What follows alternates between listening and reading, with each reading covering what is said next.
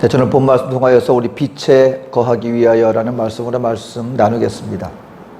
예수님은 특별히 요한복음을 통하여서요, 하나님 나라의 복음과 진리를 그 비유에 비추어서 말씀을 많이 해주셨습니다. 나는 이것이다, 나는 저것이다. 오늘 특별히 빛에 대해서 말씀을 많이 해주세요. 빛이다. 빛 그러면 우리가 딱 어둠과 빛에 대해서 우리 구분이 확실히 되지 않습니까? 인생이 어둠 가운데 있었다는 것입니다. 어떤 어둠입니까? 사망의 어둠입니다. 빛이 없었다는 것입니다. 생명이 없었다는 것입니다. 예수님이 왜 이 땅 가운데 오셨는가? 어둠 가운데서 죽음의 그 멸망을 받을 수밖에 없는 우리들에게 빛을 비추어 주셨어. 어떤 빛입니까? 이 빛은 단순히 앞을 보기 위한 빛이 아니라 생명의 길로 나아가는 생명의 빛으로 이 땅 가운데 오셨다라고 분명히 말씀을 해주고 있습니다. 그런데 이 가운데서 주님께서 가르쳐 주시는 진리는 무엇이냐? 빛이 온 것으로 끝나는 것이 아니다. 빛이 임했으니까 어둠이 다 사라지고 모든 사람들이 다 생명의 자녀가 되어지는가? 그것이 아니라는 것입니다. 이게 역설적이게도 빛이 왔음에도 불구하고 빛을 받아들이지 않는 무리들이 있다. 모두가 빛을 받아들이는 것은 아니다. 그렇기 때문에 빛이 없었으면 모르거니와 빛이 왔는데도 불구하고 그 빛을 받아들이지 않는 자들에게는 무엇이 많은가? 하나님의 심판을 이미 받은 자들이 되어져 버리고 마른 것이다. 그렇기 때문에 주 예수 그리스도 안에서 생명의 빛을 받아들이는 자들은, 주 예수 앞에 생명을 바라본 자들은 그 빛을 본 것으로 그치는 것이 아니라 그 빛을 받아들임으로 말미암아 하나님이 우리 인생들에게 베풀어 주신 그 생명의 구원을 받는 자들이 되어야 한다. 그러니까 내가 아무것도 할 게 없는 게 아닙니다. 이 땅 가운데 주님이 구원을 베풀어 주셨으니까, 이 땅 가운데 우리들에게 이미 모든 구원의 그 빛을 삭감해 주셨으니까 모두가 자연적으로 자동적으로 구원받는 것이 아니라 그걸 받아들이는 자, 빛을 받아들이는 자들에게 그 놀라운 구원의 축복을 누리게 되는 것이고, 반대로 받아들이지 못한 자들은 나는 아무것도 안 했는데요가 아니라 받아들이지 못했기 때문에 하나님의 심판받은 자들이 되어져 버리고 말았다라는 것을 우리들에게 말씀해 주고 있는 것입니다. 그것이 바로 요한복음 3장 18절에서 21절에 이렇게 말씀하신 것입니다. 그를 믿는 자는 심판을 받지 아니하는 것이요, 믿지 아니하는 자는 하나님의 독생자의 이름을 믿지 아니하므로 벌써 심판을 받은 것이라. 그 정죄는 이것이니, 아니 그럼 왜 심판받은 것입니까? 할 때 말씀해 주는 것이 이것입니다. 그 정죄는 이것이니 곧 빛이 세상에 왔으되 사람들이 자기 행위가 악함으로 빛보다 어둠을 더 사랑한 것이니라.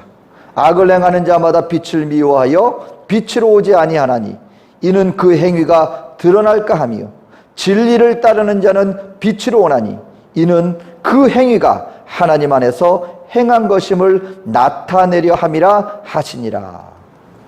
오늘 그렇기 때문에 저와 여러분들은 어떻게 하면 그럼 내가 이 빛을 받아들이는 자들이 됐겠습니까? 내가 어떻게 하면 그 빛 안에 거하는 자가 되겠습니까? 이 부분을 소경이었다가 눈을 보게 된 이 사건을 통하여서 우리에게 그 길을 말씀을 해주고 있는 것입니다. 첫 번째로 저와 여러분들이 찾아오신 예수님을 받아들이고 그분 빛 안에 들어갈 수 있는 자가 되기 위해서는 첫 번째는 기적을 넘어서 진리로 나아가야 한다라는 것을 말씀을 해주고 있는 것입니다. 기적을 넘어 진리로 나아가야 한다라고 하는 사실인 것입니다. 여러분, 우리는 이 땅 가운데 살아나가면서요, 분명히 하나님의 능력을 구하는 기도를 해야 합니다.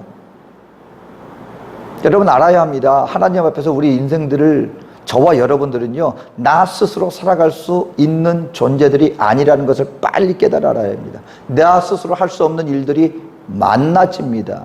삶을 살아나가다 보면 내 혼자 감당할 수 없는 고난이 올 수도 있고요, 나 스스로 감당할 수 없는 문제를 만날 수도 있고요, 그것이 내 가정의 일이든지 사업의 일이든지 자녀의 일이든지. 사업을 하다 보면은 여러분, 나 혼자 모든 것을 계획한다고 다 되던가요? 온 세상 흐름이 여러분 내가 계획한 대로 다 되던가요? 야, 이제는 이것은 틀림없이 100% 되는 거야. 근데 갑작스럽게 우리가 생각지도 못한 그 어떤 여러 가지 환난과 어려움이 다가옵니다. 코로나를 생각해 보십시오. 여러분, 저는 여행업 하시는 분들, 저는 코로나 어떻게 견뎠나 참 옆에서 볼 때도 안타까웠어요. 코로나가 오기 전에 정말 온 세계가요, 이게 이제는 지구촌이라 그랬습니다. 온 세상 사람들이 얼마나 많은 왕래가 있었던지, 항공사도 그렇고 여행사도 그렇고 정말 하루가 바쁘게 많은 사람들이 오고 갔는데, 여러분, 코로나가 되는 바람에 모든 것이 하루아침에 멈춰버렸어요. 사회가 멈춰버렸어요. 자영업하는 사람들은 그 상황 속에서 어떻습니까? 여러분, 밖에 나가지도 못해요. 나갈 수도 없어요. 사람들이 오고 가지는 사람들이 없는데 어떻게 우리가 영업을 할 수가 있단 말입니까? 그 시대를 보냈습니다. 분명히 어려움이 있어요. 자녀들의 삶도 마찬가지입니다. 우리 개인도 마찬가지입니다. 하루아침에 건강이 갑자기 덜컥 문제가 생기기 시작하고, 자녀들에게도 내가 감당할 수 없는 그들의 삶의 방향과 질과 어느 순간선가 문제들이 발생하기 시작합니다. 그럴 때 묻고 싶습니다. 나 스스로 통제할 수 있던가요? 내가 그것을 책임질 수 있던가요? 그럴 때 믿는 하나님의 백성들은 분명히 주님 앞에 나와서, 하나님, 나 스스로 할 수 없으니 주여 기적의 손길로 베풀어 주셔서 사업의 문제를 해결해 주시고, 건강의 문제를 해결해 주시고, 자녀의 문제를 해결하여 주시옵소서라고 분명히 기도할 때 하나님은 그 기도 가운데 응답해 주실 것이다. 그리고 하나님은 분명 우리의 삶 속에 놀라운 일들을 우리에게 베풀어 주실 것이다 라고 하는 것입니다. 그런데 문제는 얘기하십니다. 그렇다면 하나님의 베풀어 주신 그 기적과 은혜를 우리가 구하면서 또 그것을 체험하면서 나가는데, 어떨 때 우리는 그런 하나님의 놀라운 기적과 능력만 너무 치중하다 보면 그것을 막상 베풀어 주시는 그 하나님께는 마음이 가는 것이 아니라, 그 하나님의 베풀어 주시는 그 어떤 것에만 우리의 관심이 쏠려 있게 나가다 보면은 정작 이 모든 것을 베풀어 주시는 하나님을 아는 것이 아니라 그저 그 어떤 현상과 기적만을 바라다보고 나가는 그런 잘못된 그런 방향으로 나아갈 수도 있다라는 것을 경계해야 한다라는 것입니다. 하나님이 원하시는 것은, 물론 사랑하는 자녀들에게 그걸 베풀어 주시는 목적은 무엇이냐면, 그 베풀어 주시는 하나님의 사랑을 깨달아 그 하나님께 더 가까이 나와 주님과 더 깊은 교제 속에서 친밀한 관계에 맺어져 나가는 것을 원하여서 베풀어 주는 것이지, 그저 바라는 것, 그저 체험받기를 원하는 것, 그것만을 추구하며 나가는 것을 하나님은 기뻐하지 않는다라는 것입니다. 여러분, 어떻게 보면은요, 부모님들이 어린아이들에게 공급해 주시는 것은 아이들 입장에서 바라볼 때는 기적 같은 것이라고 여길 수도 있는 것입니다. 왜냐하면 어린아이들 가만 보세요. 감각적으로 아무것도 자각하지 못해요. 본인 스스로 그 어떤 것을, 자신의 것을 채울 수 있는 능력이 없습니다. 어린아이가 혼자서 뭘 할 수 있단 말입니까? 근데 자기가 배가 고픈데 누군가가 무엇을 줘요? 자기 혼자 필요가 있는데 의복을 공급해 줍니다. 대변과 소변으로 자기가 지금 막 불편한 가운데 있는데 누군가 그것을 다 해줍니다. 어렸을 때는 여러분, 어린아이 입장에서 볼 때는 누군가 모르는 자기의 모든 걸 공급해주는 그것이 얼마나 기적과 같은 삶이겠습니까? 근데 그러다 보니까는, 근데 여러분, 시간이 지나서 나이가 장성해 나갑니다. 그럼 장성해 나가는 정말 올바른 자녀는 이제는 무엇을 바라볼 수 있어요? 처음에는 누군지 몰랐어요. 근데 나중에 장성해서 나가다 보니까 누군가 눈에 들어옵니다. 나중에 보니까 그들이 어머님, 자기의 부모님이에요. 이렇게 나를 사랑해 주시는구나. 그분에 대해서 점점 인식해 나가기 시작합니다. 자각해 나가기 시작합니다. 그러면 그 다음에 마땅히 어떤 자리에 나가야 하는 것이 당연한 것입니까? 그 사랑을 깨달아야죠. 나에게 이런 사랑을 베풀어주는 그분들이 누구인가를 알아야죠. 어떤 희생과 어떤 수고를 하면서까지 나에게 이런 사랑을 베풀어 주시는가를 알고, 이제는 그분들이 나에게 왜 더 이거 안 해줄까? 왜 더 해줘야지? 내가 지금 불편한데 지정 같으면 더 해줬을 텐데 라고 계속해서 끊임없이 자신의 모든 필요를 공급받기 위해 자기의 필요를 채워주는 분으로만, 수단으로만 알고 나가는 것이 아니라, 이분들은 나를 사랑해주는 나의 부모님이구나 하고 그 부모님의 사랑을 깨닫고 가까운 관계 속에서, 친밀함 속에서 감사하는 자리로 나아가야 할 것인데, 그렇지 않다면 이것은 우리를 올바른 예수 그리스도께로 인도함을 받지도 못할 뿐더러 그분을 우리의 삶 속에 모셔드리지 못하게 되고 만다라는 것입니다. 여러분, 원수마귀는요, 우리 인생들에게 끊임없이 그 우리에게 모든 것을 베풀어 주시는 그 주 예수 그리스도 당사자보다도 그 외 어떤 것들에게 우리에게 자꾸 시선을 미혹하려고 하는 그런 시험을 우리에게 한다는 것을 알아야 합니다. 시험, 심지어는 누구에게까지 그렇게 했어요? 예수님에게도 나와서 시험을 했습니다. 예수님이 공생의 생애를 시작하기 전에 시험을 하는데 어떤 시험을 합니까? 당신 저 높은 데서 한번 떨어져 보세요. 그럼 당신 하나님의 아들이니까 천사가 당신을 붙잡을 거 아닙니까? 그럼 온 세상 사람들이 당신을 추정할 것인데 뭐 그렇게 어려운 길을 가려고 합니까? 라고 예수님을 시험합니다. 여러분 보세요 한번.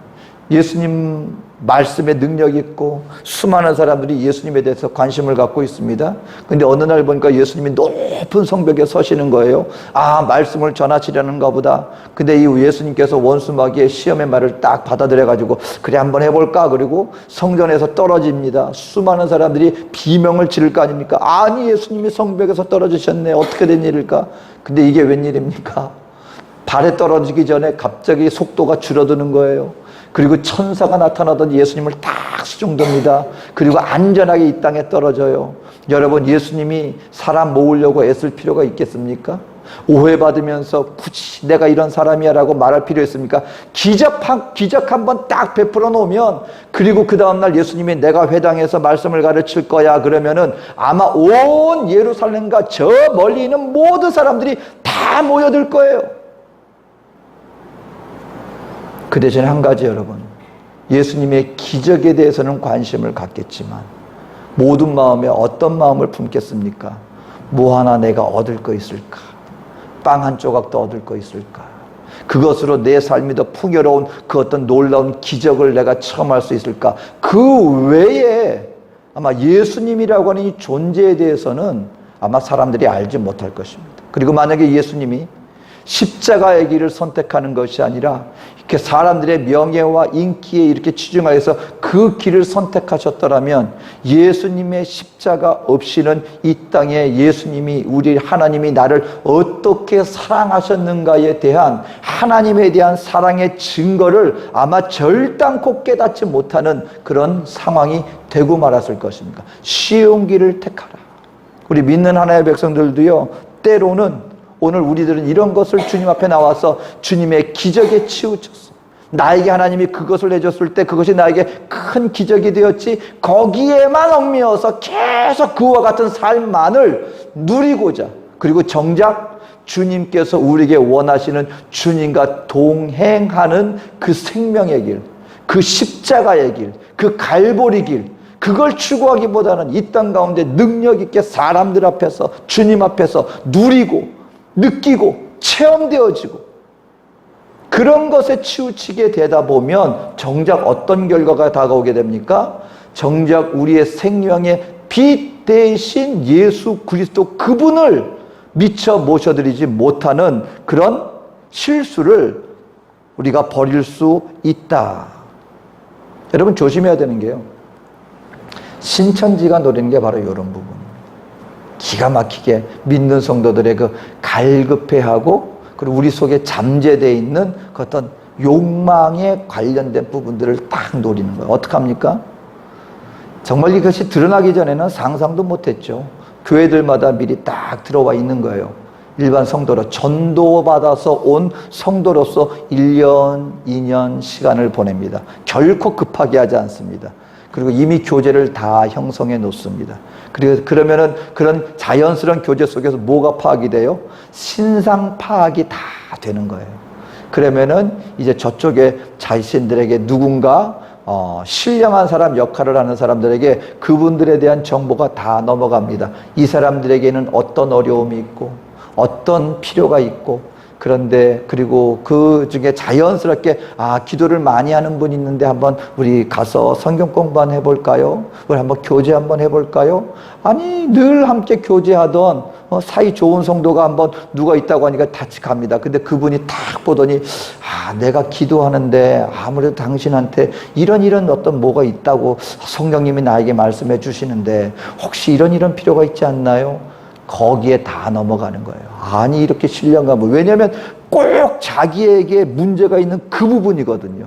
그리고 하나님이 역사해 주셨으면 하는 바로 그 부분을 다 건드리는 거거든요. 이렇게 신령할 수가 있나? 여러분, 이렇게 우리가 주님 앞에서 예수 그리스도 앞에서 기적과 바로 그와 같은 것들에 치우쳐서 나의 문제 해결 거기에만 치중하여서 그것만을 하나님이 해결해 주셨을 때 좋은 하나님 뭐 이런 식으로 나가게 되다 보면은 정작 참 진리 되신 예수 그리스도에게서 우리 마음이 멀어지게 되어지고 오히려 원수마귀의 미혹에 빠질 수 있는 경향이 있다는 것입니다. 오늘 이 장님은요, 자기 눈이 뜨게 되어졌어요. 눈이 띄어졌구나 하고 그 자리에서 있는 것이 아니라 그 다음에 자신의 눈이 뜨게 되어진 이 내 눈을 뜨게 해준 분이 누구냐? 바로 그분을 찾아 나섬으로 말미암아 기적에 머물러 있는 것이 아니라 기적을 베풀어 주신 그 예수님을 향하여 더 강한 관심을 가지고 나아갔습니다. 오늘 저와 여러분들도 마찬가지입니다. 여러분, 우리 삶 속에 많은 필요가 있는 것도 사실이에요. 하지만 저와 여러분들의 가장 큰 관심은 누구를 향하여 해야 합니까? 빛으로 오신 예수 그리스도, 바로 그분을 향한 관심으로 우리가 나가야 할 것이다 라는 것입니다. 그때 빛을 받아들일 수 있습니다. 둘째로, 저와 여러분들이 빛된 예수님을 모셔드릴 수 있기 위해서는 주변의 환경의 압력을 넘어서 진리에 나아갈 수 있어야 합니다. 여러분, 소경이 낫게 됐어요. 그런데 들고 일어난 사람들이 누군지 아십니까? 바로 바리새인들이었습니다. 바리새인들은 이미 예수 그리스도에 대해서 이미 마음속에 반감을 가지고 있었어요. 사실이 어떠한가에 대해서 관심 있는 게 아니라 예수 그리스도 그 사람이 정말 어떤 사람인가 관심 있는 것이 아니라 이미 그들의 마음속에 예수에 대한 반감으로 가득 차 있고 무엇을 하든지 예수님을 대적하려고 마음을 먹었습니다. 그러다 보니까는 이제 이 한 맹인이 눈을 뜨게 됐는데 이걸 갖다가 기뻐하는 것이 아니라, 제가 지난주에도 말씀을 드렸지만 이 사람이 안식일을 범했다는 바로 그 부분을 가지고 오히려 예수님을 공격하는 빌미로 삼으려고 부모님을 먼저 압박합니다. 아니 어떻게 당신 아들이 낫게 됐습니까? 그 만약에 예수님이 낫게 해주셨습니다 그러면은 이 사람들이 예수에 대해서 반감을 가지게 됐고 누구든지 예수를 인정하는 사람들을 출교하기로 이미 마음 먹었다 그랬습니다. 어떤 방법을 썼냐면 예수 그리스도를 대적하기 위해서 누구든지 예수라는 사람은 이단이니까 예수를 따르는 사람들은 이제 우리 유대교에서 출교시킬 것이다. 교회에서 여러분 성도가 되고 안 되고 이 문제가 아니에요. 말씀드렸지만 유대교, 그때 당시 이스라엘 사회는 이 종교 사회였습니다. 유대교 사회였어요. 유대교에서 출교를 당한다는 것은 이스라엘 사회에서 어떤 직업도 가질 수가 없고 대단한 불이익을 걷는 것입니다. 저는 남미에서 이 종교적인 문화가 어떻게 신앙의 이 삶 속에서 방해를 할 수 있는가를 저는 바로 그 카톨릭 사회에서 저도 실제 체험했어요. 80년대에는 그 소위 말하는 초등학교죠. 초등학교에 제도적으로 어떤 제도가 있었냐면 어떤 학년이 되면 신부님한테 가서 사인을 받아와야 돼요. 그래야 그게 인정이 돼요. 우리 대한민국에서는 이게 이해가 안 되죠. 근데 그때만 해도 이 국가가 카톨릭 국가였기 때문에 제도적으로 학교에서 초등학생 학생들은 일정한 나이가 되면 신부님한테 가서 그 어떤 사인을 받아와야 그 학교에서 어떤 학점도 인정받고 그게 있었습니다. 근데 그 주일학교, 우리 그 델레스테 교회에서 주일학교를 다니는 학생들이 이제 막 그 밑에 약간 빈민가 같은 데서 주일 되면 우리 교회에 와서 막 예배 드리고 하는데 그거 알거든요. 근데 신부님한테 가서 사인해달라니까 사인을 안 해주는 거예요. 너 거기 코레아노들 하는, 한국 사람들 하는 교회 가지? 너 그 교회 계속 갈 거면 나 사인 안 해줘. 여러분, 이거 굉장히 불이익을 주는 거예요. 그리고 헛소문을 내는 겁니다. 그 교회 가면 너네들 자녀들 그 동양 사람들이 어린아이 유괴해. 아동 인신매매해. 막 그런 식으로 유언비어를 퍼뜨려가지고요, 막 교회를 못 가게 만드는 그런 일들이 있었던 것입니다. 유대교사에서 지금 종교 지도자들이 이것보다는 말할 수 없는, 당신들 예수 따라다녀? 예수를 인정해? 그러면은 우리 유대교회에서, 다시 말하면 이스라엘 사회에서 당신들은 출교시켜 버릴 거야. 부모님들이 겁이 나니까, 아니 우리 아들, 눈뜬 아들 이제 그 성인입니다. 우리한테 물어보지 마세요. 우리는 어떻게 된 일인지 모르니까 당사자한테 물어보십시오. 그러니까 그 당사자를 불러온 거예요. 물어봅니다. 몇 번을 물어봅니다. 당신 어떻게 눈 떴습니까? 내가 이러고 있는데 누군가가 나에게 와서 이렇게 해서 이렇게 내 눈을 뜨게 해줬습니다. 그랬더니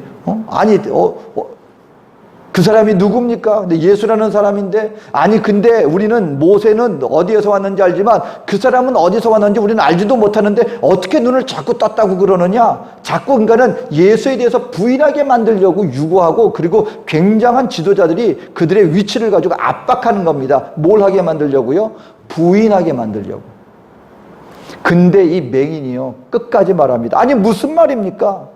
나도 지금 성경 안에서 하나님의 말씀하는 걸 여러 번 들었지만, 죄인에게서 이와 같이 눈먼 장님을 뜨게 했던 얘기는 내가 듣도 보도 못한 일입니다.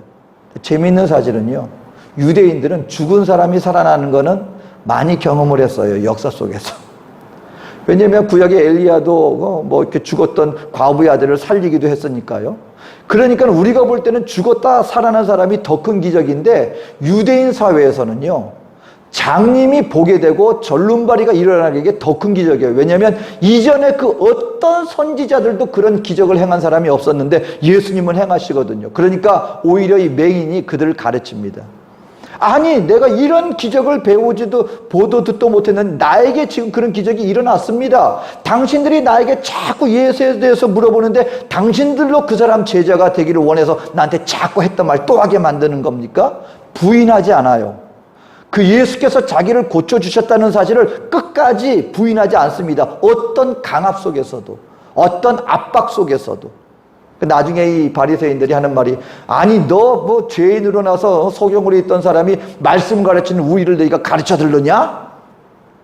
논리적으로 놀라운 것은 율법의 박사라고 하는 사람들이 이제 그냥 거리에서 구걸이 나고 있던 맹인들과의 이 논쟁거리에서요 이기지 못하는 거예요. 왠지 아십니까? 진리를 가지고 있는데 그걸 어떻게 이깁니까? 이게 진리인데 예수가 내 눈을 뜨게 해주셨습니다. 이런 능력을 행하는 사람은 지금까지 없었습니다. 그런 걸 보면 그 사람은 분명히 하나님의 사람입니다. 증거를 가지고, 논리를 가지고 이렇게 대적하니까 그 비논리가 안 먹히는 거예요. 어떻게 하더라도, 아무리 많은 지식이 있다 할지라도 실제 일어난 진리를 어떻게 이깁니까? 그러니까 하는 것은 뭐예요? 자신들의 지위를 가지고 억누르려고 어거지를 쓰는 거예요. 우리는 이런 율법사고 가르치는 사람인데 죄인으로 난 네가 오히려 우리를 가르쳐 드느냐? 그리고 내쫓아버렸어요. 여러분, 이게 우리 사회 속에서 믿는 하나님의 백성들이요, 사회 속에 그 어떤 압박이 가해지고 이로 말미암아 나에게 어떤 불이익이 다가올 때, 그때 내가 끝까지 예수 그리스도를 증거하는 것이 결코 그렇게 쉽진 않습니다. 쉽지 않아요.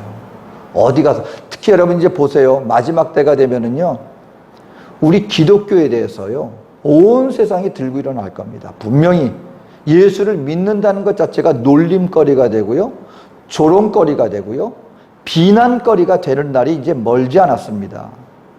왜냐하면 세상이 불법을 향하고 있기 때문에.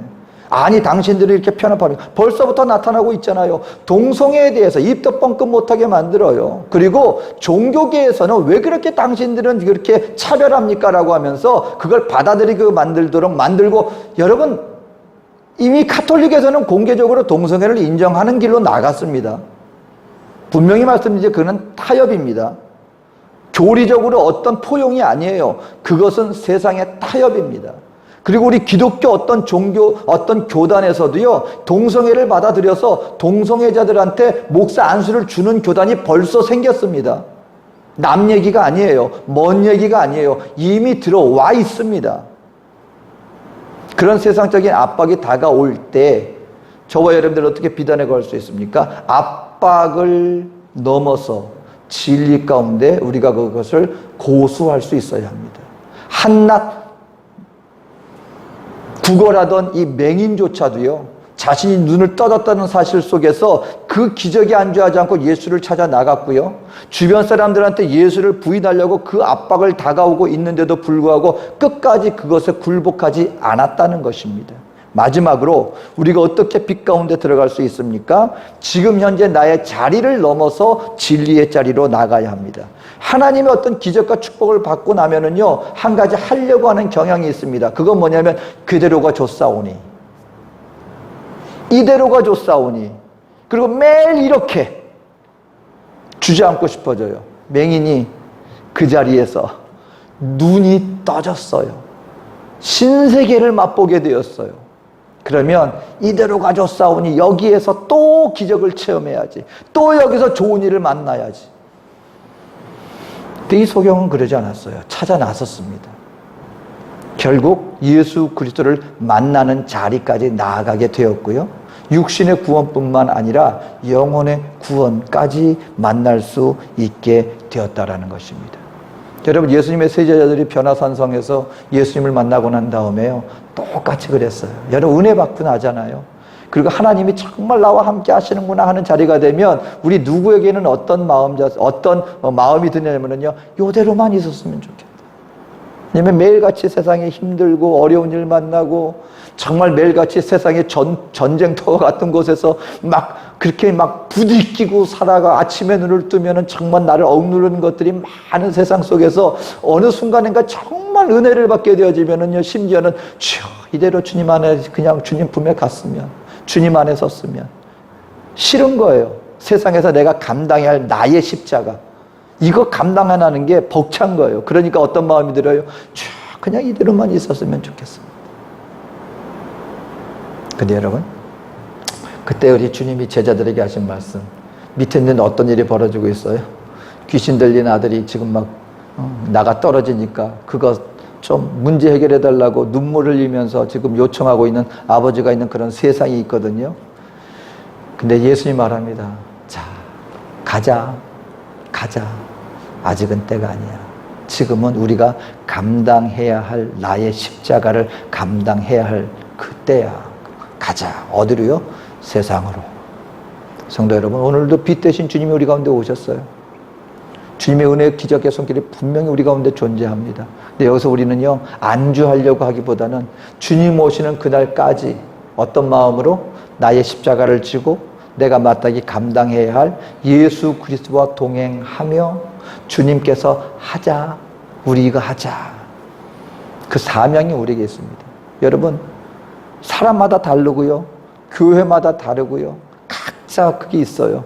근데 내가 있는 이 자리에서 나와 함께하는 주의 음성을 들으며, 그리고 이 땅에서 사람들 앞에 어떠한 모습으로 비춰지든지 그걸 내가 정말 나에게 주신 사명으로 감당하고 끝까지 감당해 나가면은요, 분명히 말씀드립니다. 골로새서 3장 1절에 분명히 말씀드렸죠. 우리의 생명이 그리스도 예수 안에 감춰져 있다고요. 그리고 주님께서 영광 중에 나타날 그때 우리도 그 영광 가운데 함께 거하게 될 것이다. 그것은요, 여러분, 감춰져 있는 그것의 가치를 여러분 절대로 잃어버리지 마십시오. 아직 안 나타나 있기 때문에 우리가 모르는 것이지만, 내가 그 모든 것을 감당하고 그 모든 것이 드러나게 될 그때 저와 여러분들은 상상할 수 없는 하늘의 복을 받아 누리게 될 것입니다. 하나님, 내가 아무것도 한 것 없는 것 같은데요, 내가 뭘 했습니까? 근데 주님은 말씀하시는 거예요. 내가 너에게 준 그 달란트, 네가 충성되게 감당했으니 내가 너로 하여금 영원한 즐거운 잔치에 너를 인도하여 줄 것이다. 여러분, 오늘 하루 우리 마음 지키고 매일의 삶을 주여 동행하여서 여러분, 그 주님 빛 대신 예수 그리스도를 내 안에 품고 나아가십시오. 믿음으로 살아가십시오. 그렇다면 그 주님의 놀라운 생명의 영광의 날, 주님께서 저와 여러분들에게 반드시 정말 충만하게, 아니 하나님 내가 어떻게 이런 것을 받아들일 수 있단 말입니까? 할 정도로 놀라운 것들을 저와 여러분들에게 안겨주실 것입니다. 그 놀라운 상급을 받아 누리는 우리 저와 여러분, 그래서 그 빛된 예수를 내 안에 모시고 살아가는 저와 여러분 되어주시기를 주님의 이름으로 축원드립니다. 기도하겠습니다. 사랑에 좋으신 아버지 하나님, 빛이 왔습니다. 빛으로 오셨습니다. 아버지, 우리 마음을 활짝 엽니다. 세상이 보여주는 방식이 아니라, 세상이 보여주는 바로 그런 것들이 아니라 빛으로 오신 예수 그리스도를 오늘도 믿음으로 받아들여 하나님이 원하시는 그 모습 그대로 살아가기를 원합니다. 이 믿음으로 살아가는 발걸음 속에 끝까지 함께하여 주셔서 믿음으로 영광의 자리에 함께하는 그 순간 빛으로 나타나는 우리 모두가 되게 하여 주시옵소서. 주님께 모든 것을 위탁하오며 모든 것을 충만함으로 갚아주실 주님께 감사드리며 예수님의 이름으로 기도합니다. 아멘.